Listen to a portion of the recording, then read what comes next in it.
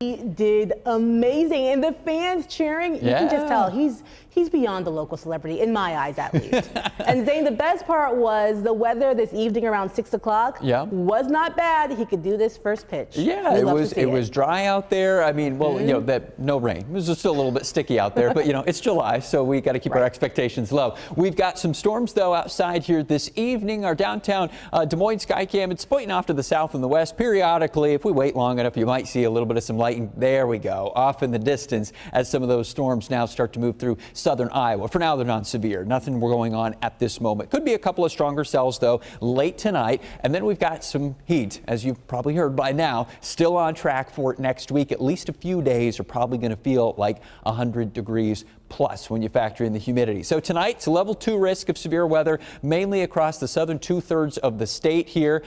This runs, you know, after midnight into maybe about sunrise. That's kind of our window of time that is most likely to have some heavy downpours that could produce some flash flood issues, some damaging wind gusts, maybe a brief wind up tornado, but that threat's fairly low. It's just worth noting just in case. There is a flood watch overnight too. We've just had, you know, we had a lot of rain in some spots early this morning, and there's going to be some heavy rainfall amounts here later on tonight as well. That covers a good portion of Iowa as well. As usual, your most vulnerable spots, urban areas with all the concrete and cement and everything else, and any low-lying areas. If you live near one, you know, those spots could easily become water-filled very quickly tonight. So just be aware of that.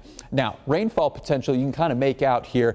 There's going to be a little bit of some scattered activity. The latest modeling has taken some of this rainfall overnight more focused into the southern half of Iowa. But the main picture here is wherever you do get a couple of different storms tonight, you've got the potential for 1, 2, or 3 inches of rain. And you see those kind of purplish to red colors. There's going to be probably some locally, you know, a few heavier amounts than that. Right now, just a sort of broken arc of some storms stretching down from I-80 towards basically Guthrie and Adair counties, and then off to the south and the east. Moving off to the east, we're going to see more storms sort of blossom across the middle of the state here as we head into tonight. You can see if you show where the model initializes, that's not quite what's happening. So we got to take this with a little bit of grain of salt when you're doing very short range thunderstorm sort of forecasting here. But the general picture is as we go through the next few hours past midnight, storms will become more widespread because we're going to develop sort of a belt of strong winds coming out of Kansas and Missouri. What that does is that basically forces air to go upwards over Iowa, and it also delivers us a lot more moisture as well. So storms become more widespread as we go past midnight.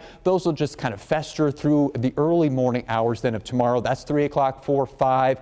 And then I think once we get past daybreak, any severe weather threat is probably done. We'll have probably just some lingering showers and a few storms. And then once we get farther on into the morning, most of the rain is done. Our clouds start to break up as well. And then we start to see more sunshine by tomorrow afternoon. And we'll get right back into those 80s, kind of like we saw today. Sticky 80s, so probably feeling more like 90s. Then the pattern into next week, it's all about heat. Might see a storm or two for those Ragbri folks early Monday morning in northern Iowa. And then the heat steadily builds across Iowa through Tuesday and into Wednesday. We're kind of locked under the heat and the moisture, and then the boundary that brings us our next chance of rain, well, that's still stuck off to the north and the west, at least through the middle of the week. So this is how we end up with a few different days where our temperatures are going to go above 90 plus, especially Tuesday, Wednesday next week, highs of 93 and 95.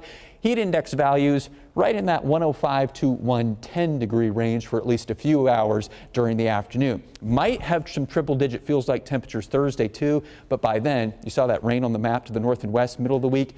That's a few systems and that boundary will start to move our direction. So we increase the chance of rain again towards later next week. Peak of the heat, though, it's the middle of the week. And in the meantime, just keep your eye out and keep your alerts on for some storms tonight. We'll be right back.